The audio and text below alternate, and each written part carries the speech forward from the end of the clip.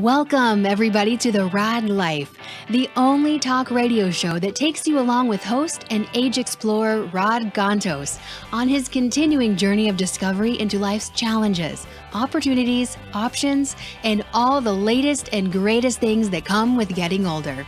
The Rad Life is brought to you this week by Your Home for a Lifetime, a company dedicated to empowering you to stay safely, independently, and comfortably in your own home. And now here is your host, Rod Gantos. Good afternoon, everybody. It is Wednesday. It's Orange County. What else is going on? It's the Rad Life. One more time coming to you from the infamous, what is it this week? Is it infamous? Well, it's going to be famous now. Oh, famous studios of OC Talk Radio at the heart of Orange County.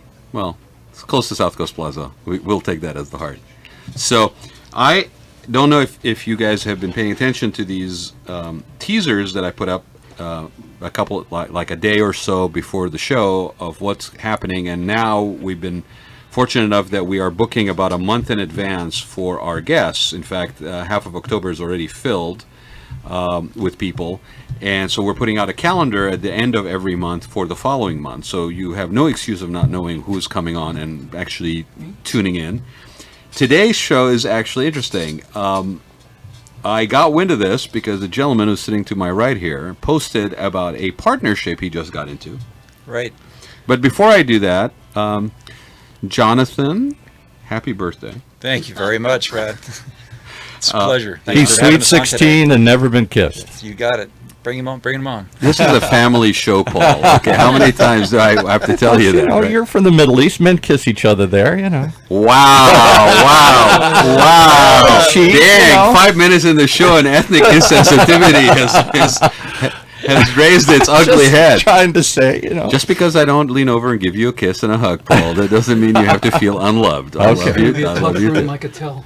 We got to get the guy in the chair to move a little closer to Rod. Jesse James, just a little more, lean in that way, a little bit more. There he is. And we got everybody in the studio today. Jesse James, Bring the mic here. Jonathan right here, Brian over there, Haseen, and Is that good, sir? why do we have a full studio today? Because I couldn't tell the story on my own, and I needed all the help I could get, and I figured first degree, first source, Yes. primary source. You got it. Right?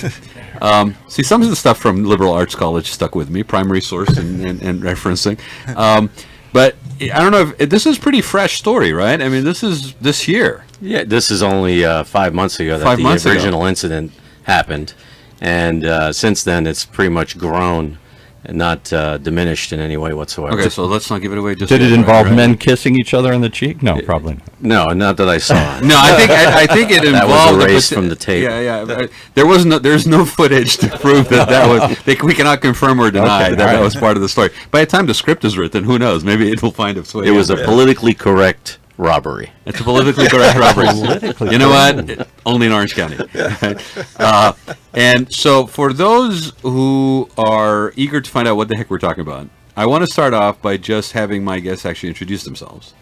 And then we will talk about why they're here. Because I think it's a fascinating story, honestly. And it's, it's like sleepy South Orange County. Nothing happens there, right?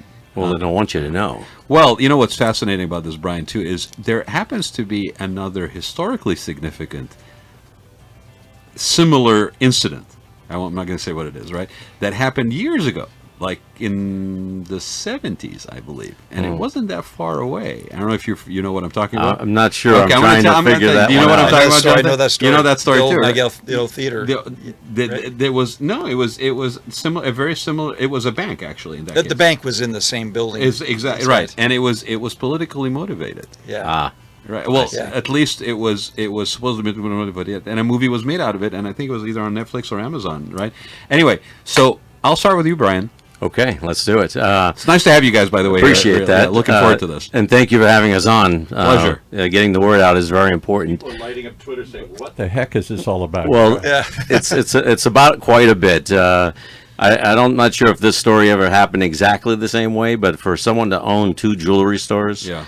for 34 years and 32 years, Right. respectively, in the same locations. Where are the One in Mission Viejo for 34 and one in Laguna Niguel for 32. Right. It's definitely part of the community. Yes, we've been here a long time, part of the community. And Oh my gosh, man! We- when you opened those stores, it was sleepy, It was- orange groves I- and fields where the Spectrum is. That's I mean, funny yeah. because when you say that, I've told people that when we first opened, I was 23 years old, and I would lay out on the lounge chair behind the store and wait for the buzzer to go off in the front to see if anybody would walk in.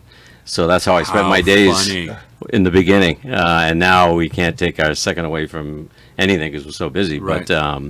But that's how we actually started. There was nothing around us, and we grew from scratch basically. So the first store was Mission 1986, we opened the first store, my brother and I. In 1988, we opened the second store Got it. in Laguna Niguel. Okay. 32 years later, on March 24th and 25th, the Laguna Niguel store had a massive burglary where they basically stole every single thing That's this we year, owned. right? This year. Yeah, March. The unbelievable part of the story is that 3 weeks later, the very same criminals attempted to rob our other store as well. Now I was doing a little bit. I did not want to hear. I did not want to read about the whole story before the show because I really wanted to. I was intrigued to let you tell me, but there was something in there about how you kind of anticipated that you were going to get hit with the second store. Well, after the first hit came, and Yeah. I realized the police and the detectives weren't going to help me as much as I needed, I was looking for a miracle, and I reached out. I started going to the entire media. Yeah. I started calling other jewelry stores, Yeah. and it opened up this whole wave of people contacting me. Yeah. So when that happened, I sort of got the word out that these Chileans were burglarizing and terrorizing all of Southern California, including jewelry stores and homes. And the story wasn't being told. The police were not reporting it.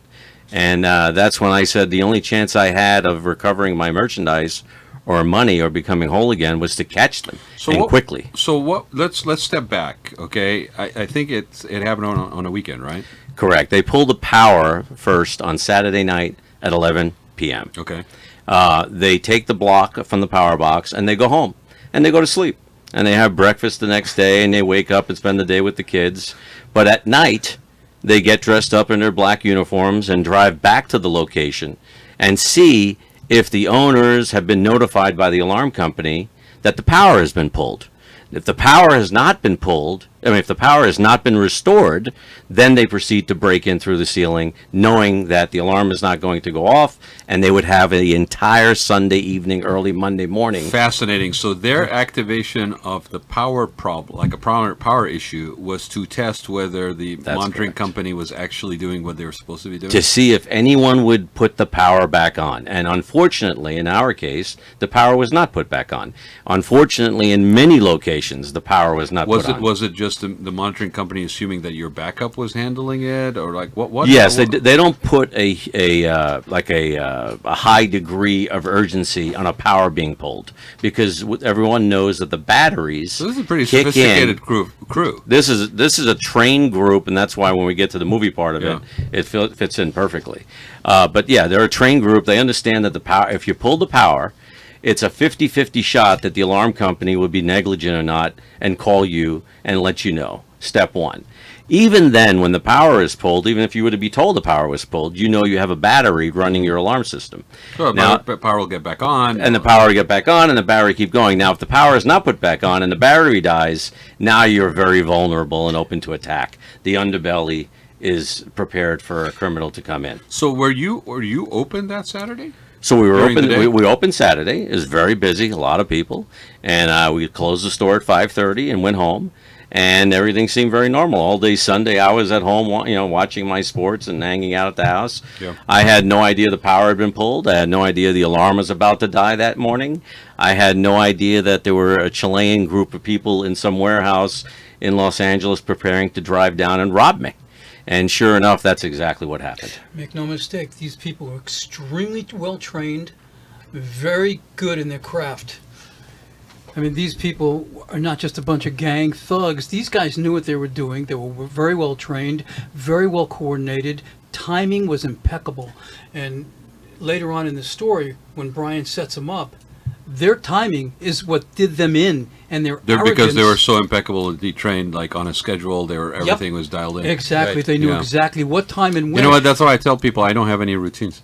That's it. He's going to show up. Right. They got cocky though because they assumed that no one's going to figure it out.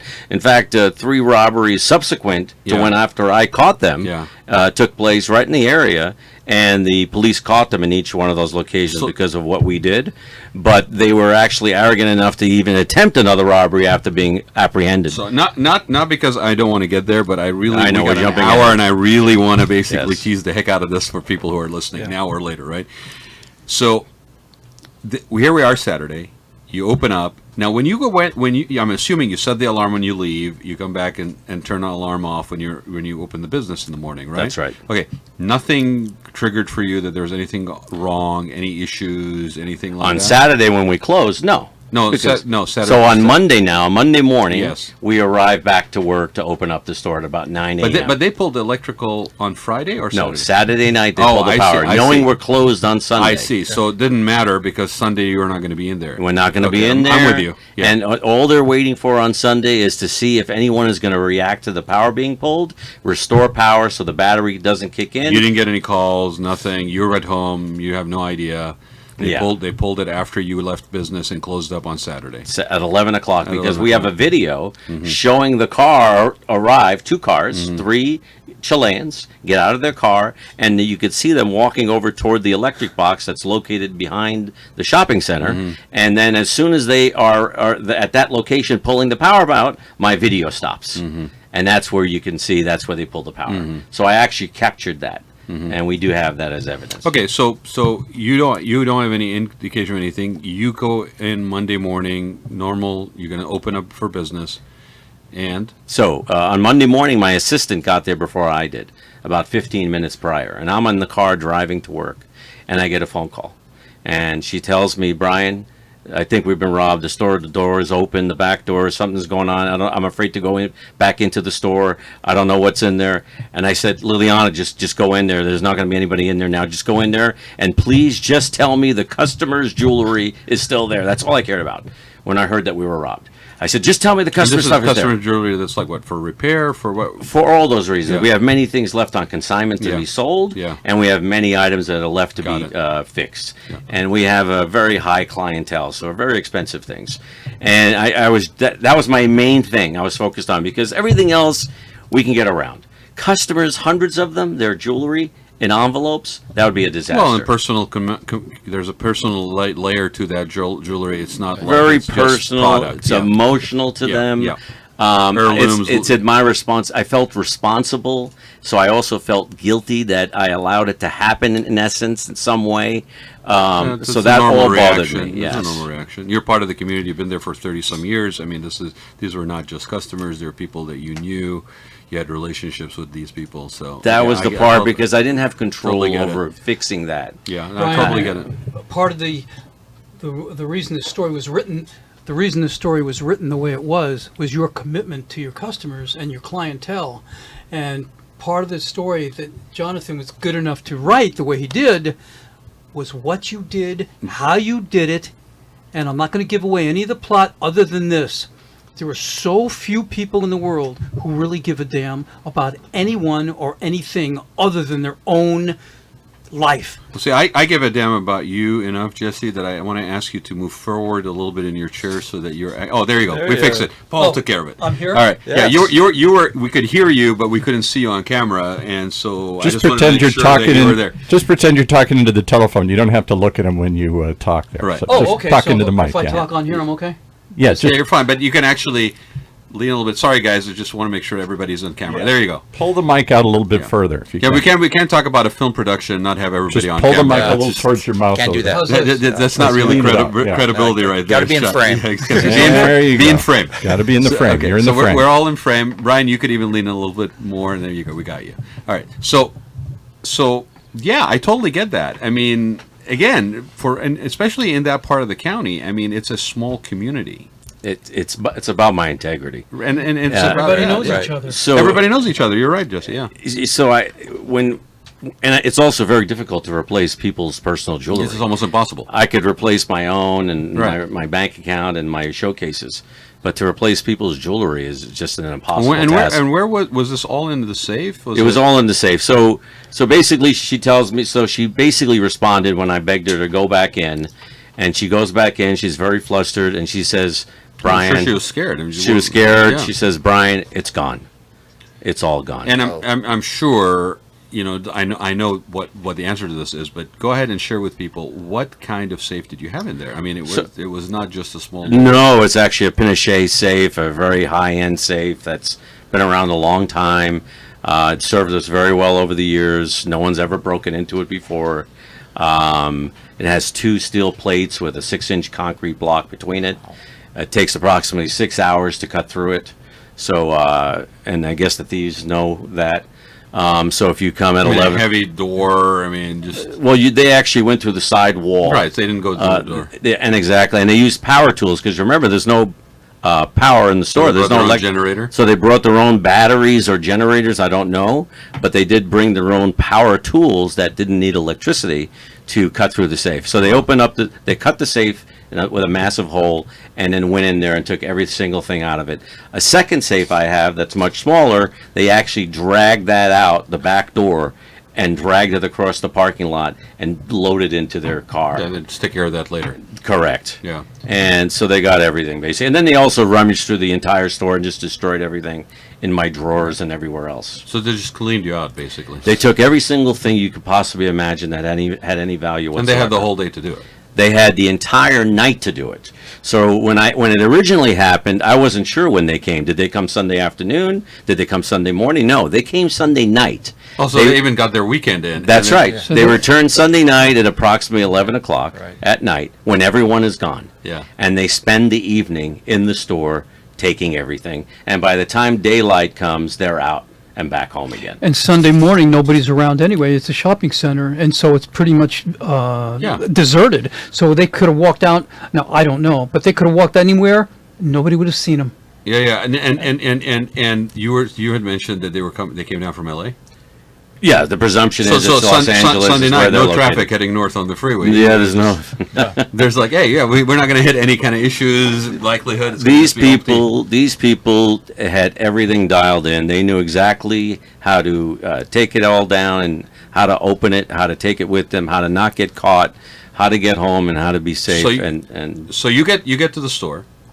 You're seeing this for yourself. What do you do next? You contact the authorities, I'm guessing. I contacted my brother, first of all, so he could come down. The authorities were already contacted, so Okay. they were already there when I got on the scene. I think we all kind of got there at the same time. Okay.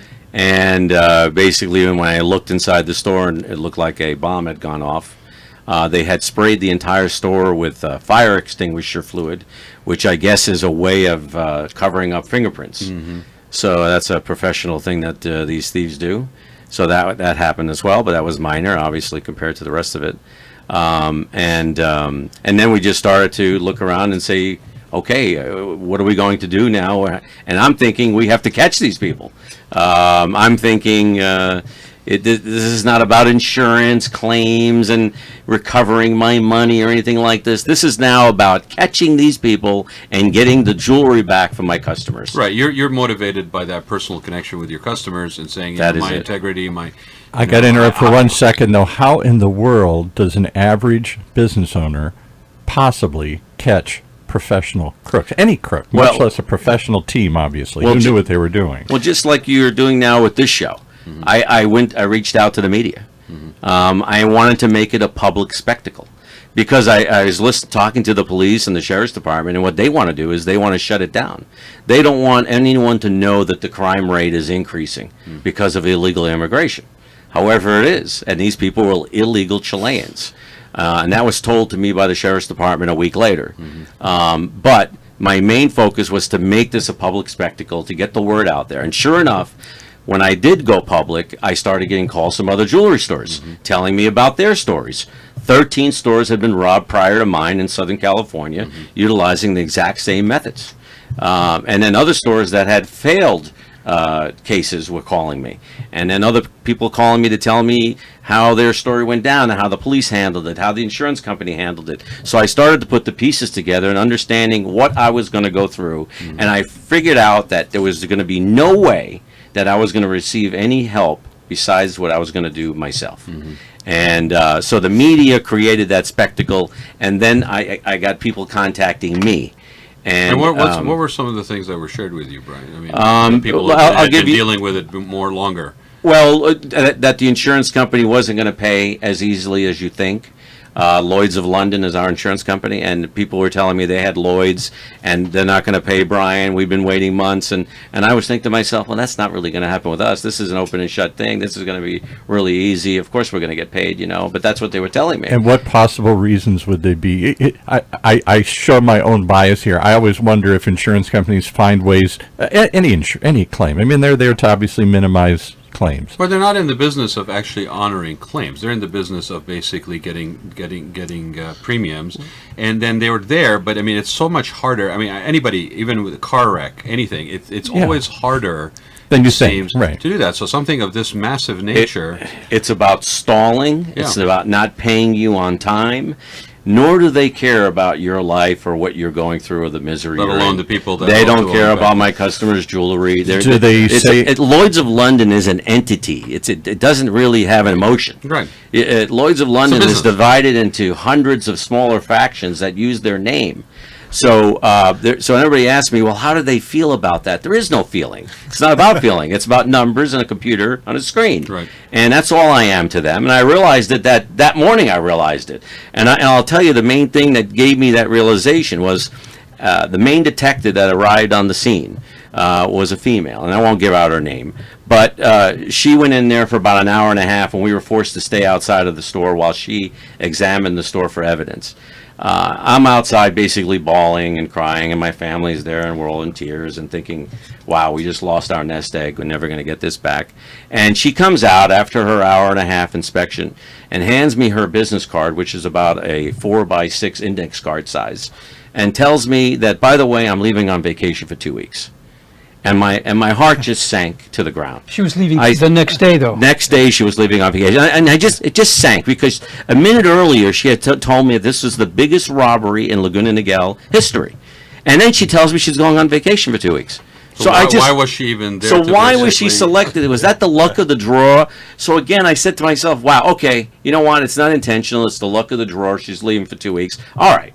So I called the commander. And I spoke to the commander, and I said, look, Who's going to be in charge You, of this? you send me someone that's going on vacation for 2 weeks. I said, if I'm going to recover, it's not going to be from an insurance claim. I want to find my jewelry, and I knew I had hours or days to do it. So I didn't have this plan that like they do, which is like, let's track these people down for 3 years and have a massive press conference in 3 years and arrest a cabal of 30 illegal Chileans, Right. but all the money and the jewelry's gone. I could give a damn about that at that point. Can I ask you one question here? And again, I don't know anything about how robberies work or any of this world, but you watch the movies, and in the movies they always seem to take the stolen goods and chop them up. They certainly do that with cars. Was that the expectation? Is that not only they're not Is the going to stuff hold on gone, to, it's Well- not going to basically. Well, that again- it's untraceable at some point because they're going to cut it up or break Yes, that is what's going to happen to it. It's just a matter of when, though. But yes, they are going to chop it up. They well, can't the allow. longer it takes, the more likely that it's going to happen. That's correct. Yeah. And I knew I was against the clock. Yeah. And so for someone to be going on vacation, that's not helping me. Yeah, I'll get back to you in 2 weeks. I'll be back in 2 weeks. So I knew I was on my own in this little detective. For those who are listening, Brian, just to interrupt you for a second. What was the value of the loss? well over $1 million, reaching $1.5 million. Okay. And That's massive, and that- especially for that part of the county. for a jeweler, your nest egg is your diamonds and your jewelry and your gold, and that's my nest egg, and that's what was taken from me. Now the insurance company was not going to cover that. It's not. It's only going to cover what the clients of mine lost, and we've been busy paying them back and replacing their merchandise since it happened, and we're very close to completing that project Kudos on to you. our own, even though we have not been paid by Lloyd's of London yet. So, So- you're absolutely working to pay them back out of your own pocket, because Absolutely, Lloyd's of London, quote, an insurance company is not paying you back what they've been paid, all their premiums, and boy, God forbid, you should be on time. You should be late on your. Yeah, you want to know if somebody cares about you? Try missing an installment payment. You'll find out how quickly. And how long has this been? What was the time frame? It was March 25th that we realized we were robbed. That was. And that how long Monday have you morning. been with Lloyd's of London? Lloyd's of London is now 7 years. Come towards me. Just, Okay, there I'm you sorry. go. You're okay. Just So just Lloyd- as Bring the mic's mic, close. yeah. Lloyd's of London, you've been with for 7 years, paid your premiums on time, every month. When it comes time for them to pay up what they were supposed to pay up, they're on vacation all of a sudden. That's right. And you can imagine when you lose twice as much as you're insured for, that the negligence on their part is exponential. Because I was not getting back all my money anyway. So Right. the fact that I was not even given what You weren't was, even given half of your money. the fact that I couldn't even get that made the problem much worse for me. And then the police department, you couldn't get police reports That's right. from the Laguna Niguel Police Department. Still, I don't Which- have the police report. Still don't have police reports. No. From, Well, let's from- talk about the police report you got from Mission which, Viejo. which is So- part so- of making a claim. So, you can't get a police report. so you can't get. I mean, there's for whatever reason you're victimized by the bureaucracy, the system, their own internal desire of how to handle things. You go to the media out of frustration, I'm guessing, Out of desperation. out of desperation, and then basically put the word out, That's right. and you start getting all these Contacted. people contacted that are Right. sharing similar stories with you. That's right. And I'm Yeah. realizing that there's a pattern. Yeah. And I'm realizing there is a possibility that something could happen, a miracle that I can get to these people. And I'm starting to put the pieces together. I'm contacting other police departments, one particular in Newport Beach. The police officer there, the detective, his name is Matt Wood.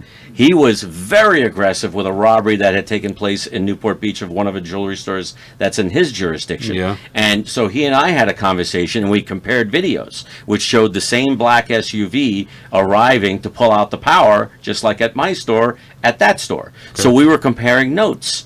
And we started to talk to each other, and I started to make contacts throughout Southern California with people that had the similar situation, because I was looking for any type of clue. Now, is that how I caught them 3 weeks later? No, I'm curious about how you figured out that they would hit your store. Okay, well, I didn't figure out that they would hit the store. I knew that it was possible that they would hit the Got store. What happened there is, so if you want to fast forward Well, and now, in fact, as good a heist and a load that they got out of you for one location, the assumption of that would your second location would be similar. and we don't know yet, because I wasn't given that chance to speak to them, but we don't know yet if it was randomly selected the second time or knowingly, because the sign on the outside just says jewelry. The name Nuggets and Carrots, our name is very long, so it doesn't reach on the facade.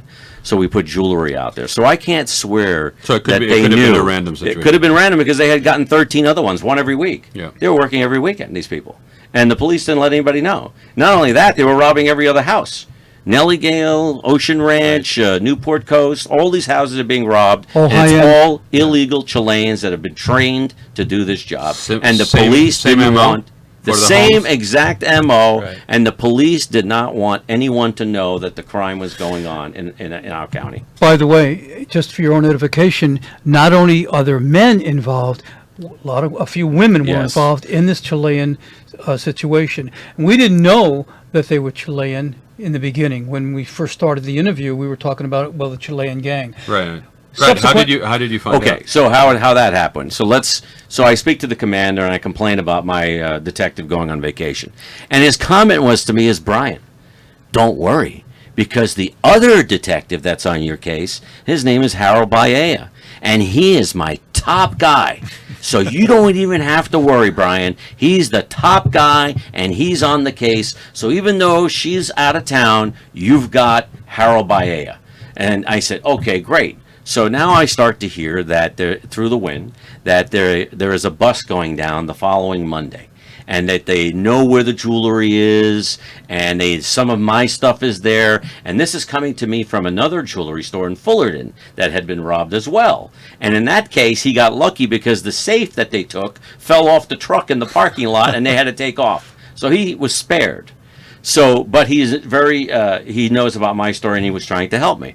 So he's telling me, look, Monday, I'm hearing that there's a bus going down, something's going to happen, and they have your jewelry. And so I call up the commander, and I say, hey, I hear on Monday something's going on. What's the deal? He goes, let me call you right back. So he calls me right back. He says, look, Harold Baea is going to contact you on Monday. I know you really want to know now, and it's a weekend, and there's 2 or 3 days, and it's hard to wait. But Brian, I promise you, on Monday, he's going to come in there, and you'll know. I hate to do this to you. So now my wife and I, that weekend, had a little sliver of hope that something was going to happen. On Monday. And they were going to bust down some doors over the weekend, or on Monday, I was going to find out this thing. So we go through the weekend. I'm a little bit more upbeat, although still doubtful. And on Monday, I was shocked. Here comes Harold Baea walking through my door. I've never met him before. And a uniformed sheriff officer. And they come in and introduce themselves to me. So I look at them and I go, okay, well, what happened? Tell me about Monday. I heard the Here's the good news. What's the the good commander news? told me Monday something was going to happen. And my heart was pounding. I'm like, tell me what happened. You found them. And he looks at me, he goes, no. He goes, the only reason that he told you Monday is because we're off for the weekend. And I was floored. Yeah. I just reached back for the chair to barely get to it to sit down because I couldn't believe what I was hearing. Yeah. It was completely a different story. I didn't know what to believe anymore. He tells me I had to wait till Monday because he was off. So he was That's not what was told to me. He was just coming over to pick up, to start the process with you on Monday? So basically, he was introducing himself to me on Monday. That was what was going on. Wow. The fact that there was a bust and there was jewelry and all that stuff, forget that. That was gone now. So now we this is engage. a week after the event. That's right. So now he and I and this female police officer is dressed in a sheriff's uniform are talking about the situation. And I'm flabbergasted and I'm angry and I'm frustrated.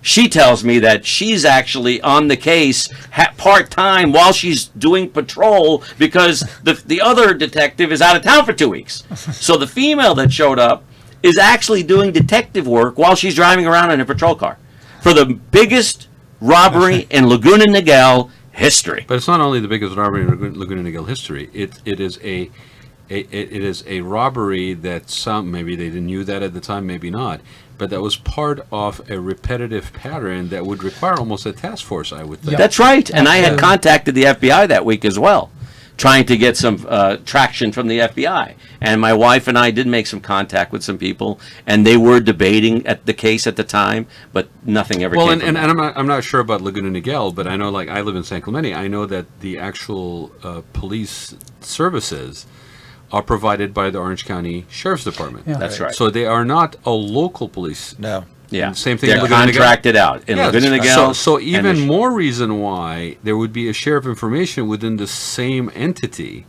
to a repetitive pattern of behavior. I mean, if They don't talk to each other, though. but if each department was on its own, you'd say the departments, each city's police force is not maybe communicating with the other.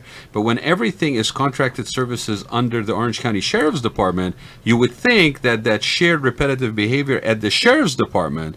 Well, right? there is a little difference, though. But you're so looking it's, for- it's you're looking for complicated. logic. Well, that part is No, complicated. I'm bringing Well, let I'm bringing that up. Sorry, Brian. I'm bringing that up only because it speaks to other ways of how things are handled or not handled. Oh, yeah. Relevant to contracted services in South County. Very Because good. every city wants to basically have its own. However, there's financially prohibitive to do so. So a lot of them went to the sheriff's department.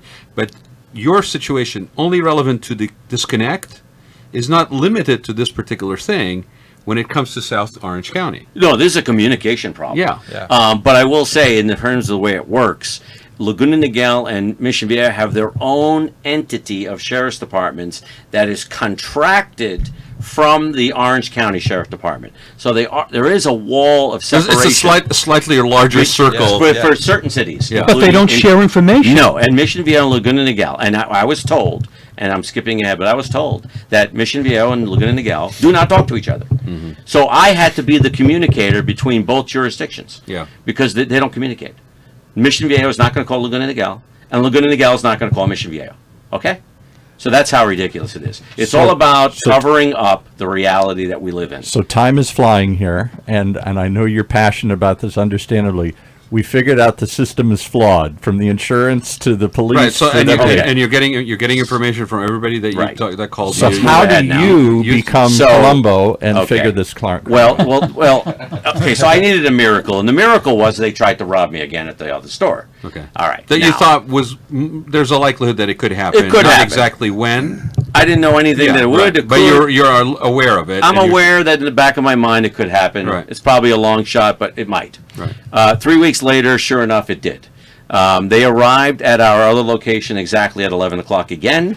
We have a video of the same black SUV that Ralph's took, the supermarket next door, with their camera, showing a car arrive, 2 guys get out, they open up the electric box, pull out the power block, get back in their car, and drive home again. Same car. Same MO, same car. Right. And we have that video. Okay. So now, my brother gets called this time by the alarm company saying your power has been pulled. This time he gets the call, 3:30 in the morning. At 5 o'clock, he goes there with the police, and they look at the electric box, and the power block has been removed. And they're like, okay, this, and again, even now at this point, no one has any critical thinking. No one, including the police yet again. And that's why no one told me before my robbery. So they get there, the power's been pulled, they write up a little police report saying, okay, power pulled, obviously they've stopped the robbery. That's what they're thinking.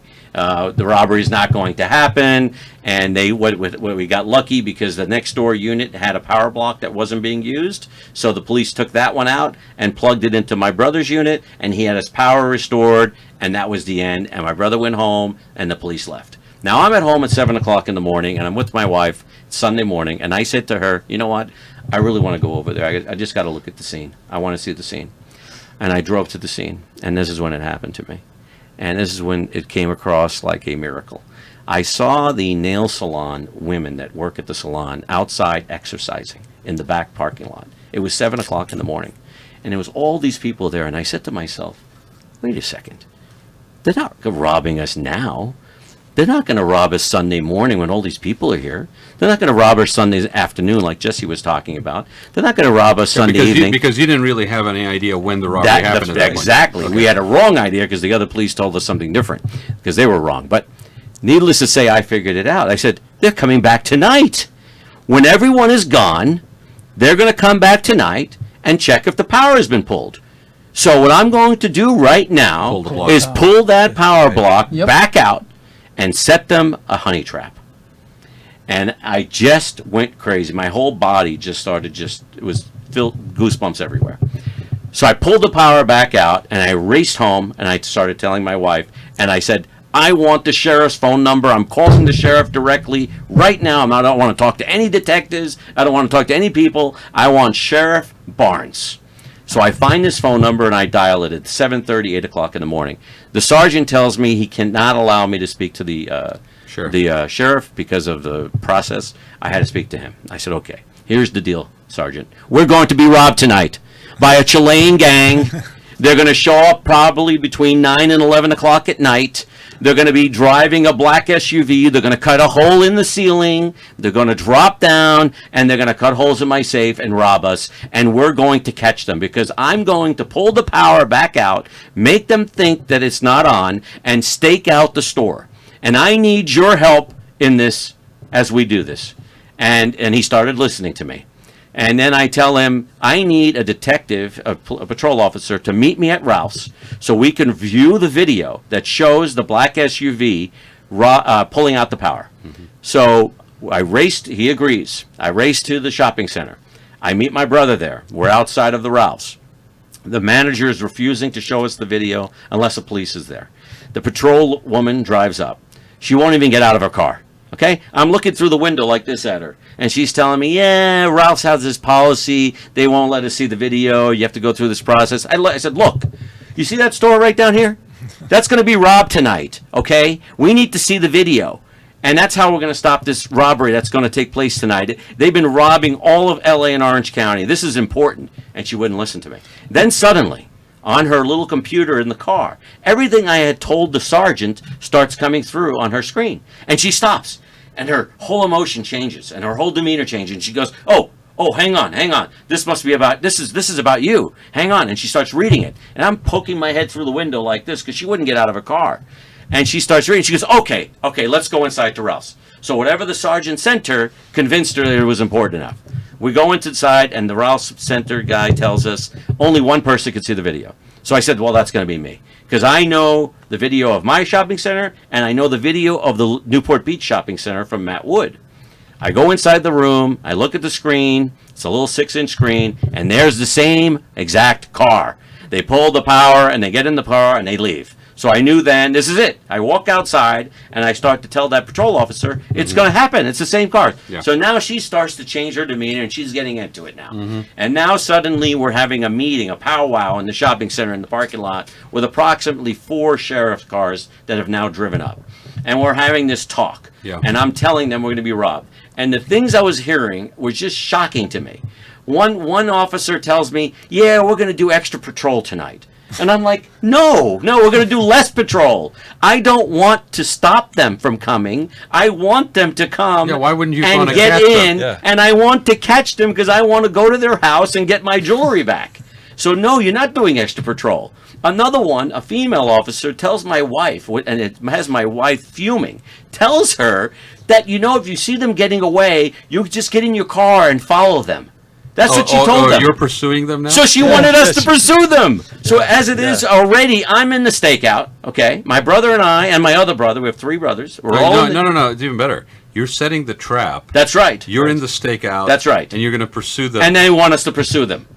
This is what the conversation was. It was unbelievable. Were you supposed to have a freeway chase as well? It was unbelievable that they... In SUVs? But I'm just He telling one hands you, the was two, that- he hands them the Whatever- crooks on a silver hard to listen to platter. this. Whatever you You're right, guys Jesse. watch on television is not even close to reality. I will tell you that. Right. Okay. So now they finally start to see what I'm talking about, these people.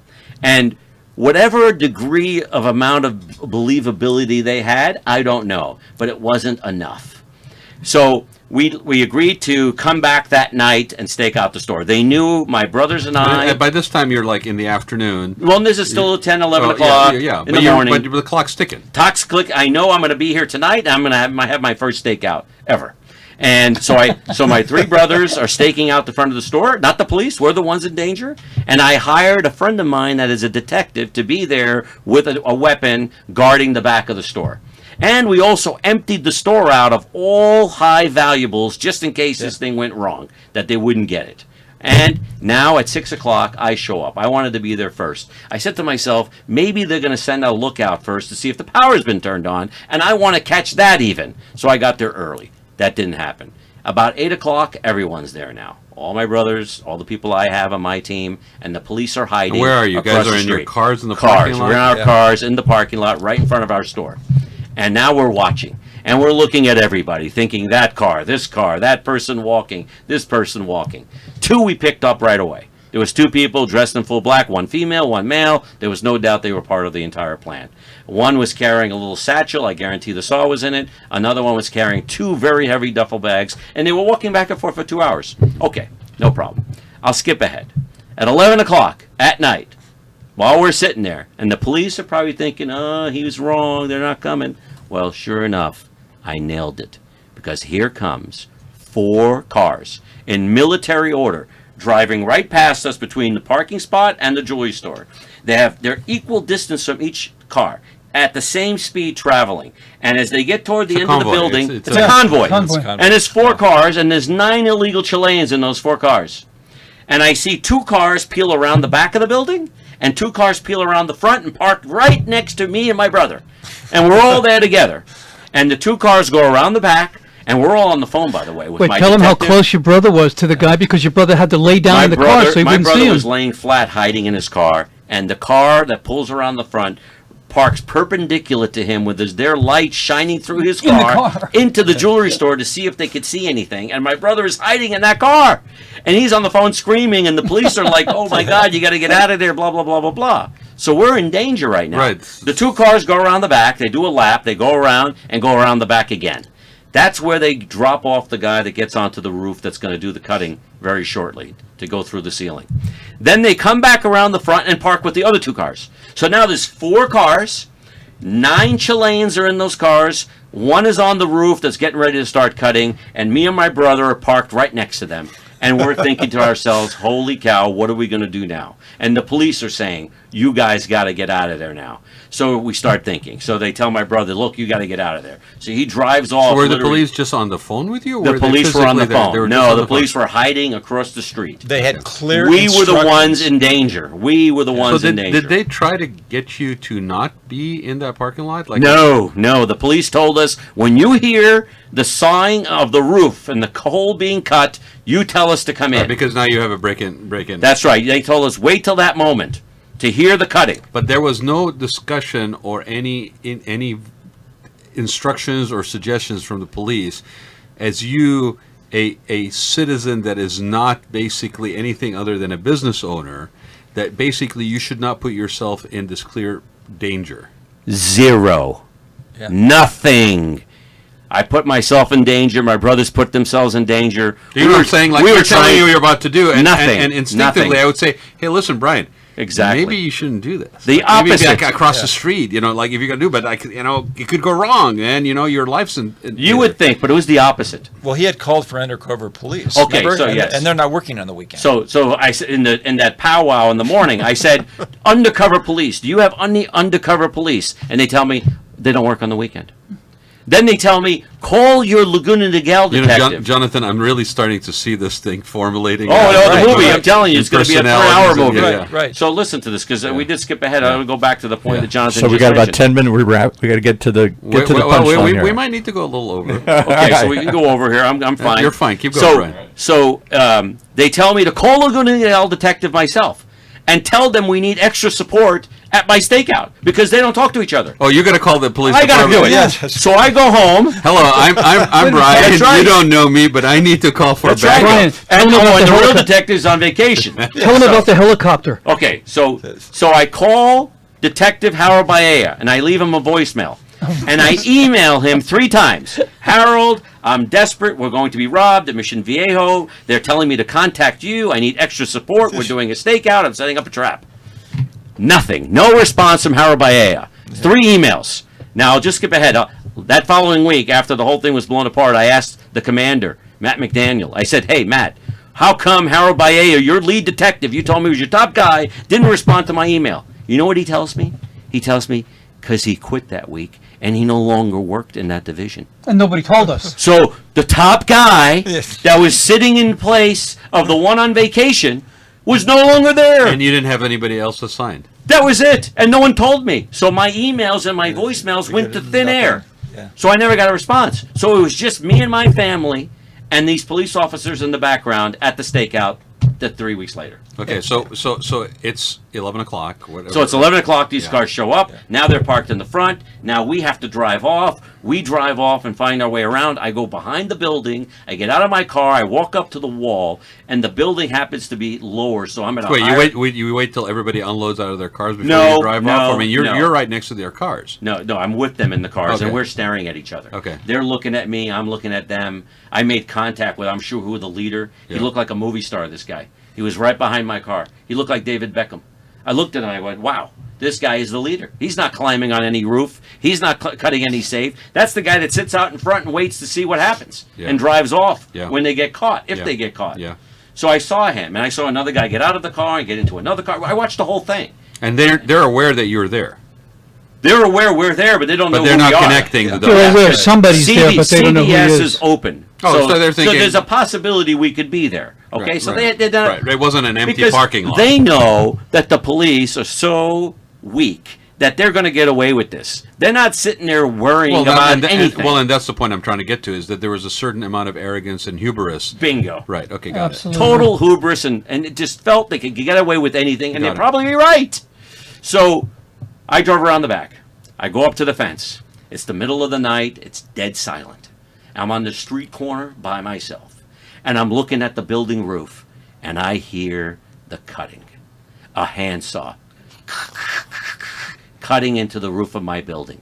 Then I hear this pipe banging. And then I hear the sawing. And when I heard the third round of sawing, I had the police on the phone with me that told me to tell them to come in. And I said, that's it. They're cutting the hole. Come on in. Now, at that point, I had told them, no sirens. Do not block all the entrances. Block all the exits. We had already That's told them right, there were right. 4 cars. Right, We already right. told them all these things. The first thing I hear when I tell them to come in Sirens. is the sirens. Sirens. It's the sirens. From across the street. And then the sawing on the roof stops, right? And I'm sitting there listening to sirens, and I'm thinking to myself, wow, okay, what's happening now? And I turn to my right, and on Marguerite Parkway, in the dead of night, there goes the same black SUV. What a coincidence, driving right past me with 2 patrol officers after it. So I'm thinking to myself, we got him. We got him. They're taking off from the scene. There's a hole on the roof. It's game over. Now I'm starting to stare at the building, looking for the guy on the roof to come down the stairs. He doesn't come down. We all aggregate behind the store. Now the police have 5 guys in that car pulled over, and I'm being told they're being arrested, and now we're hunting for the guy in the building. The 3 other cars, nobody blocked the entrances, and they are driven off. Tell them about the person who we think. Remember, the woman came down wearing, quote, a uniform at 2 o'clock in the morning? So now we're watching the building, trying to get to the guy that's in the building, because he's cut a hole through the roof. Right. Who I still think And is he's the gone woman. into the building like a rat. Well, while we're watching the building, the back door of an adjacent unit opens up. It's 2 o'clock, 3 o'clock in the morning. And some person dressed in like a costume that looked like a maid's outfit opens up the door, kind of fiddles around, and I see the main sergeant that's staring at the roof for about an hour. And I walk up to him. I said, "Who is that? Go over and talk to that person. Who is that?" And he says, back up. And I'm like, aren't you going to go talk to that person? And then the person goes back into that unit and closes the door. Never seen And him. he never flinched. He never went and questioned them. How about the danger that person was in? There's someone in the building. Right. Yeah. They're Right, Chilean gang. They've been robbing houses all over the country, basically. This is a major How event. did you know that they were Chilean? Because when Harold Baea came to my store, Yeah. he disclosed it to me. He told me, we know this is a Chilean gang. Okay. So you could see that they knew there's a Chilean gang striking all over Southern California, and yet I never knew that prior to my robbery. So that's how you But you- they knew right, it. Okay. How come no one was notified? No insurance companies notified, no police departments, nothing. So now we're hunting for the guy on the roof. Yeah. Until 6 o'clock in the morning. And one quick thing here: every time you bang on the thing, it sends shockwaves up the microphone. I know you wound up here. It's just yeah. I'll try to stay a little calm, but No, it's okay. Just don't bang on the table. Yeah, six- Although I don't mind it. I mean, it just adds intensity 6 to the months, show. I'm still not over right. it. It's gonna be Soundtrack. 6 His years. beard was black when we So- got here. Yeah. So 6 o'clock in the morning. 6 o'clock in the morning now, we're hunting for this guy on the roof. And watching the police again in action, I hate to diminish what the police are, but when I watched them do an attempt to try to find this guy in the building was pathetic. It was nothing short of pathetic. And I didn't care, though, because I said to myself, well, we got 5. They're at jail. We're going to get a warrant tomorrow. Well, how the hell does a guy in a building get away when Because the I last don't- time you saw him was on a roof? It wasn't a guy. It was that woman wearing Well, the right, uniform. we don't- well, and we they don't know. let her No, walk but out. that How does he individual, get whoever away? it is, was on the roof, cut a hole. You've got people on both sides of the space, right? It's negligence. They had no Again. strategy None. to contain That's the right. shopping center. That's right. And they said they were going to do that. They had no So strategy. what am I missing? The police weren't there's ready. no partitions between the spaces, right? There's walls between the Yeah. spaces. He dropped Yeah. into the unit next to my jewelry store, and then they waited an hour and a half to try to figure out how to break open the front door. And that unit was an empty unit. All it had was a real estate lock on it. So my detective friend is telling them, smash the door, smash the lock. You want me to go get a sledgehammer? I'll break it open. And finally, one of the sheriffs gets to his car, takes a cutter, cuts the real estate lock off, takes a sledgehammer and smashes the lock open and takes the key out. But we waited an hour and a half for that. So they open the front door and the that's the police same go unit, in. and that's the same unit that person in the maid outfit Had dropped in. And now the police go in. I see what you're saying, Jesse. The police go in with their arm, and what they realize is that the rat had cut another hole in the wall and gone into the unit next to that. That's why I think it was the So woman because because they she was waited an small hour and a enough to half, do it. they Yeah, gave she this got guy out. so much time. He's got his tools. Got away. He went into the next unit. Yeah. So now everyone scoots down and now is standing in front of this next unit, debating how they're going to open that door. And now it's 6 o'clock in the morning, and I'm looking around at everybody, and I know we've got 5 at jail because they told me they arrested them. And I'm like, you know what? I'm going to go home now. So I told the police, I said, well, you try to figure out where this guy is. I'm going to go home. I mean, I've got 5. We're good to go. Okay. Right? So I go home and I tell my wife, and she says, I want to go see. So she gets in the car, drives back down to see the scene. I drive by the black car that's still on the side of the road and that's been searched. It's all open, and the 5 guys have been taken away. And I see the car there, and I'm thinking to myself, this game is over. Why do I have a feeling that this story is not over? Well, because the ending sucks, Okay. which is why we need a movie. Okay, go ahead. All right. So the next day, so I literally had an hour. Don't bang the table, though. You're banging the table. An hour to asleep. An hour to sleep. I get to my office. I go to work, and the phone rings at about 11 a.m., and it's the police. And they tell me they released the 5 illegal Chileans. Tell them why. They were driving with no IDs in a rent-a-car, and they released them. They said they didn't have cause to hold them because they never found the guy on the roof, and they couldn't figure out how to connect them. Total BS. I just got the police report from Mission Viejo. In that car was a 15-foot rope with 1-foot ties going down, and it happens to be a coincidence. The ceiling to the floor is 15 feet. Mm-hmm. They had a crowbar. They had a saw, and they had other tools and gloves that matched the glove that was found on the roof. They had everything they needed to hold them over to get a 24-hour warrant to go to their house and see if they found my jewelry. Right. And they let them go for the wrong reasons. I called Detective Wood in Newport Beach because he was the one guy I counted on. Yeah. And he starts yelling on the phone. They should never have released them. That's in my city. That would have never happened. They had total cause to hold those people, and that's a complete mistake on their part. And later on, I found out that the entire event was botched. The people that pulled over the car botched it. The people that set up the event botched it. They didn't take me seriously enough. They blew it. If someone comes and tells you they're going to be robbed, you better hope they're wrong, or you better hope you're prepared. Well, and say Instead, nothing about I got neither one of them. bodily risk that you were in danger, basically by being not discouraged from participating in this. Not one iota of discouragement. I was the man with my brothers on the front line. We were in total He's handling danger. it. He's cool. He's handling it. So, what happened? We'll just Now, hang out. You believe that? Let's And go they- to the next round here. They let him go. Did you get your jewelry back? How does the story end So here? now we never go to their house. We never get a warrant. They went home. They probably served them breakfast in the mornings, and then they released them. And then they went to their house and said, oh, shoot, we better get rid of anything that has to do with these people because we just got caught for the first time, and we've been doing this for who knows how long. Yeah. They got us. This guy got me. Yeah. We need to get rid of their things. That's what my clue would be. Yeah. But we never had an opportunity. I was never given that chance. How can I not be given that opportunity to go to the place that they robbed me of my life, $1.5 million, just 3 weeks earlier in the same car, the same people, Chileans, holes on the roof with the rope and the knife, and you don't go to their house and let me see if there's one freaking bracelet there that I could return to one of my customers? Well, to confirm, you would think that you and your familiarity with what was robbed, that would be the natural thing to try to connect them. So did they even go to their house? No. They didn't do anything. They did nothing. It's a fiasco. And now that's why comes the the- only thing that's going to cure this right now is this movie. So just to remind everybody, this is all within about what, a 4-month period, 4 or 5 month? No, period? 3-week period. It's No. But all of this frustration. And Oh, stuff. yes, that's right. So we've been living with this since March 25th. Yeah. This has been my life since But March all 25th. the story you shared and the unfolding and the frustrations and the lack of a winning result basically is a period of 3 to 4 weeks. That's right. Wow. That's right. And the Mission Viejo police, they wrote a police report that I got this week. They never interviewed me. They never interviewed my brothers. They never interviewed my detective.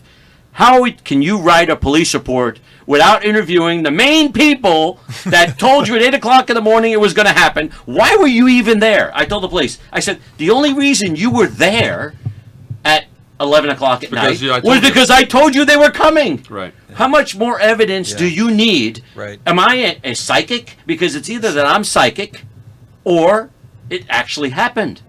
So what did they say? I'm lost. They just They didn't say anything. No crime, no harm, no foul. They put their tail between the legs and they got out of town. The mayor of Mission Viejo came to see me, okay, trying to cover their butts. And he told me, he said, Brian, they botched it. They blew the deal. That's what happened. Okay, So my one miracle was taken away from me by the police department. And you're still not been restitutions from the insurance company. No. You're dealing with all this stuff. So okay, so I want to just shift gears for a second. So how the heck do the three of you guys get together? Okay. And what was the motivation? I mean, I'm getting a little bit of what the motivation is to basically turn this into a movie, but how did you guys get together? Okay, so I felt immediately like it was a movie already, just to myself. I don't know anybody in the movie you went through. I didn't think I knew anyone in the movie business, but Jesse James happens to be a person that has connections and has done that type of work. So he comes into my store and he hears what happened because I've known Jesse for 30 years. Wow. So he comes to see me and he hears the story. And he agreed. He immediately says the same thing. He goes, Brian, this is a movie. Yeah. We have to connect this. Now his very good friend is Jonathan Jenkins. So he contacts Jonathan. Jonathan understands it immediately. It clicks. This is an unbelievable story. It's never happened before. This is a movie. Right. When we talk about the Latino family and my family coming together and how they let them go.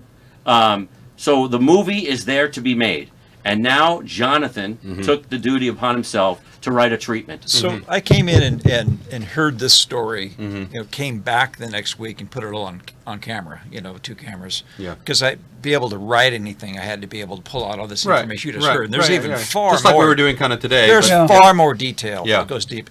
And I just knew, I've written, up to that point, 11 screenplays, and I just knew that this story had traction. But what it needed was an ending. Yeah. It needed a clear antagonist and all the things that you have in a film. Yeah, right. That's what we're looking for. What's the ending here of this? Well, they got away and they're still robbing? Don't give away the ending. No, I can do it away. But are they out there still robbing? No. Well, there's the Brian and his brothers. Finally get through a bunch of interesting twists in the story. Yeah. Get their own sting at the end, and get their stuff back. So you have gotten your stuff back? Is that what you're saying? Well, no. What Jonathan is talking about is weaving the tale of the fictional part into the real life story that took place in my part. This is to make the Hollywood movie. We have to Right. we have to weave a tale of what happened to connect the dots and make a full circle movie. But you, as of now, have not. The police have just said, sorry, nothing, no crime, no foul, whatever. Here's a report that says we couldn't hold them, and they're still out at large, and for all we know, still robbing. So the police are absolutely futile. But I will tell you this: when the mayor came into the store, and he brought a sergeant with him, I said, "Look, this is what you need to do from now on, okay? Mayor, are you listening to me?" I said, you need to contact the police, all the departments, and you need to contact jewelry stores and tell them that if their power is pulled, to not put it back on, to leave it out, and to set up a trap the way I did so we can catch these criminals. So that's actually what they did. They went out and they created a little task force. They started contacting jewelry stores and letting them know what to do. 3 subsequent attempted robberies in the area were broken up by using our method. The police were waiting in the bathroom. The Chileans climbed down from the ceiling, and they were arrested in 3 separate locations. So yes, we have actually created change, and it's helped out other people. Not helped out me. I haven't received the trophy yet. I'm still waiting for my trophy. And you haven't received a letter from the mayor or a medal of honor. I haven't received anything. And did you get any of your jewelry back? No, I have not received my jewelry. Never will I ever again. And no insurance either, because Lloyd's of London is taking their sweet time, and because Lloyd's of London is not owned by whom you think owns Lloyd's of London. And once you understand that, you'll understand the whole concept of insurance companies. They don't. So you got multiple layers in this story, Jonathan, Yes, multiple right? layers. And then you have an ending that is not the expected ending, but that also ties it up a little bit, not necessarily in a bow, but it ties it up a little bit with some sort of like update relevant to your case. Well, the but brothers get a victory. Actually, I actually turned one of the original antagonists, a young lad, into a protagonist who helps them. Do the thing in the end up in Los Angeles. Right, and they get a victory, but it's not the victory that you think you're kind of like cheering for throughout the movie. So have you taken this to any production companies or anything? So where are you at? Where are you guys in the process of this? We're getting a lot of hits. lot of hits from production people, and Jesse has a lot of connections. Jesse, you might want to. Yeah, Give it a little yeah. background on you, Jesse. Like, Yeah. what's your industry connection to this? What do you do? I know about Jonathan a little bit, but Yeah. why don't you share that, Jesse? Strictly accidental. And when I was a kid, I mean, I was on My Three Sons on the series. I did Bonanzas, did a lot of stuff, and then nothing. And although I sound young, I'm not. I'm just a couple of days older than dirt. So to be honest with you, I'm into the finance world. I do a lot of business loans. I Right. do a lot of leasing, a lot of equipment leasing, things like that. But through my connections and my passion and my friendship with Brian and my friendship with Jonathan, I put them together. And it just clicked because it was the right time. It just made sense and it clicked. Well, through Facebook and through phone calls, you don't know what you don't know. And you don't even know the people who you think you don't know, but you do. I went to school with people that I knew 50 years ago calling me up saying, hey, wait a minute. Yeah. Wait a minute. This is who I handle. Why didn't you tell me you were interested? I'm getting calls from people, just wonderful people, good people with good credentials. I'm not going to name names on Right. the air because I don't No, know. no. I think the point of this is the story's got a lot of legs. Yeah. Yes. It's an interesting thing. I think when you paint it in the light of not so much anymore, but quote unquote sleepy part of bedroom community of South County, that's another layer to this. Because if this was happening like in an urban setting, it's not that it would be expected, but it would have a different flavor. Here, and then the weekend thing, and it's on Sunday off, and you could almost like juxtapose that actually taking place with Pop Warner, sports taking place in the local parks down the street and so forth. It's just a juxtaposition of the quality of life. It's just an incredible. It's like a Columbo episode. And then having It that is, sort yeah. of international intrigue layer to it Yeah. too. And And I can will I say the job that Jonathan did in weaving the Latin American story together, and then making that person the protagonist. So he actually has the protagonist being one of the Chileans that takes them all down and saves us. The way he did that, that's a nice. the way layer, that yeah. he did that, I thought was fantastic, and really, I think we'll do a good job for us. So can I ask you one other question, and then I think we got to wrap up here. What have you learned anything more about this gang since they've been arrested? Have they been arraigned? Have they been taken to court yet? Or is there any more details about who they are? Because this sounds like a very well organized effort. This isn't just a couple It's of. a national organization. There's a magazine called National Jeweler, which goes all over the country, and they did 2 stories on me in that magazine. So jewelry stores all over the country heard the story.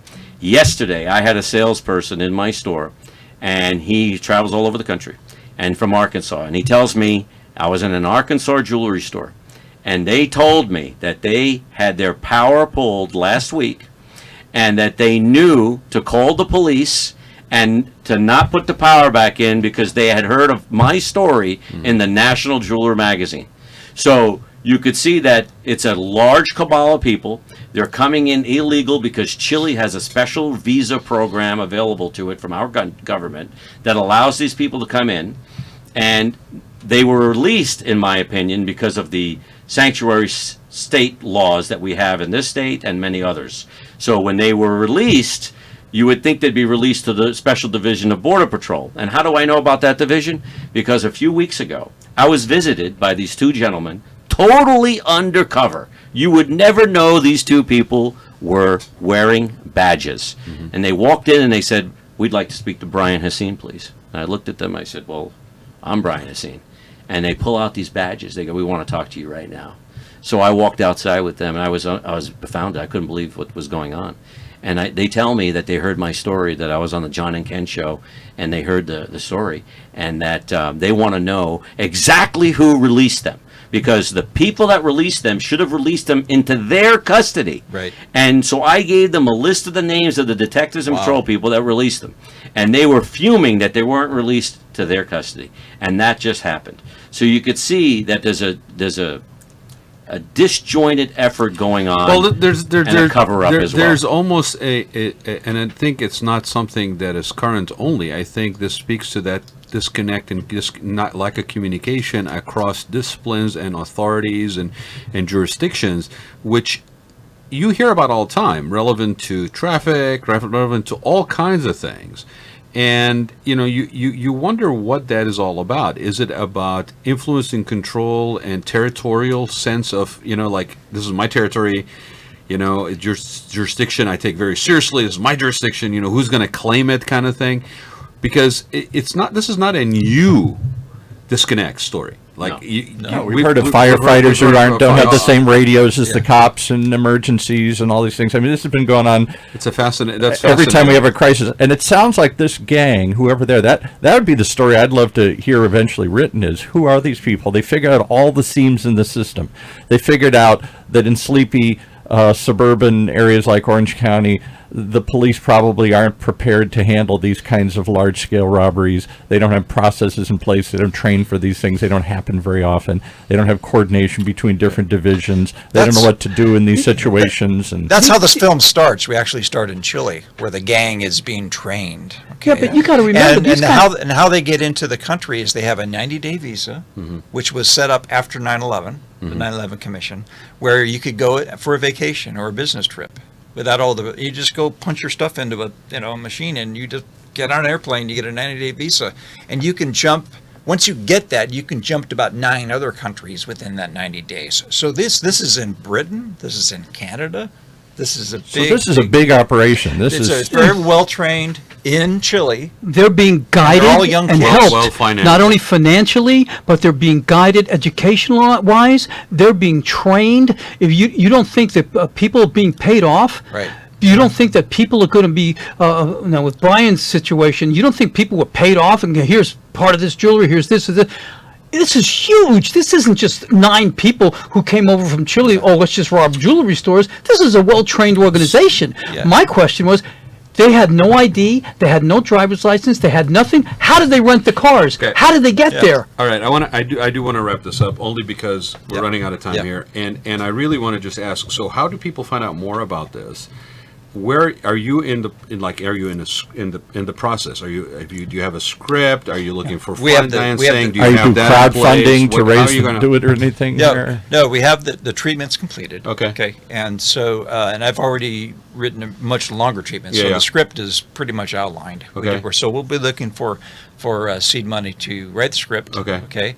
And we're all getting connections from very important people that can package this together. So that when you get into films, you just don't know how everything is going to just sometimes, because it's different. But yeah, this would exactly you do a crowdfunding campaign? Well, hold on a second, Paul. How do people find out? Because that's not really relevant here. It's like, how do people find out if they are interested to find out more and be involved in whatever the next steps are for you? How do people find out? How do they reach out and connect with you guys? They can contact me and my production company. Okay, so let's give that information. 949. It's performanceproductionservices.com, and the phone number is 949-842-9351. Slower. 949. 842-9351. And what about an email? Jonathan at performanceproductionservices.com. Okay. You got it. All right. That's terrific. Guys, I can't wait to see what happens next on this, honestly. It's exciting. And thank you so much for being here. There's no way that I would have been able to tell the story on my own. I want to thank you for allowing me to vent like this, because the only other way I could have done it was to pay a doctor $200. So I got this one for free, and I appreciate you letting me. I appreciate it. Don't bend the table, though. Don't bend the table, and we won't charge. Yeah. So if Paul calls you back and says, "Look, there's some damage to the table, we need to charge you," get a sign. But no, I really, it was my pleasure, honestly, and I will just say this: if you are not aware of it, you may want to check. There was a break-in in the bank in South County in the 70s, just in time for the Nixon re-election campaign. Stole his money. And there was funding that was held in that bank for that campaign. It's true. Okay, and they broke in overnight, over a weekend. They had like 2 or 3 days. They were hanging out. They were staying in a local motel or something, and the crew came in from New York at that point. Right. And basically, a book was written about it, and a movie was done about it. Right. And so, again, sleepy South Orange County. We've got a couple of really serious heist stories. Wow. That's right. Right. Yours is amazing because of the reach and the depth and the fact that it's more of an organized system and stuff like that. But in their case, They were robbing something in South County. It came in all the way from New York, and there was a slightly political, ideological motivation behind it as well. And it turned it into this whole federal situation that nobody could really talk about because the money that we kept in there was sort of shady, questionable, and all that Nixon layer to it. But it is very nice to have you guys here. Thank you so much for sharing it. Thank you. Don't ever basically apologize for being passionate or banging on my table. You can come and bang on this table. I owe you 200. I don't know. No, you can come back, bang on this table anytime. And thanks, gentlemen, Jesse and Jonathan, for being here. I really appreciate it. Come on back and tell us what happens. I'm going to keep you updated. Yeah, please do. Please do. Sure. Thanks, everybody, for joining us for this episode of The Rad Life. I hope you enjoyed it as much as I did. And thanks, gentlemen, again. We will be back next week. You have been listening to the Rad Life Radio Show with your host and age explorer, Rod Gantos, brought to you on the one and only OCTalkRadio.net. Join us again next week as we continue our journey of discovery into life's challenges, opportunities, options, and all the latest and greatest things that come with getting older. Feel like to lose everything: your job, your home, your family, your dignity. This has happened to thousands of the men, women, veterans, and young adults we serve at Working Wardrobes. What do we do to help? We provide career development services, life skills workshops, job skills training. We provide the perfect interview outfit, and we get clients placed in jobs. Call Working Wardrobes, 714-210-2460. Donate, volunteer, invest, hire. Welcome into another episode of the Esports Minute, presented by Esports Network. I'm Mitch Rames. For the first time in over a week, this 90 seconds is a preview of an interview that can be found on the Esports Network podcast feed. I talked with Danny Martin, the co-founder of esports matchmaking site Geekleets. The company was one of the leaders in the amateur NBA 2K scene, and many players in the NBA 2K League can trace their roots back to Geekleets events. In the longer interview with Danny, we cover a variety of topics, including accessibility in esports, Geekleets' new arena in DeSoto, Texas, and what it was like to be a part of the NBA 2K scene as the league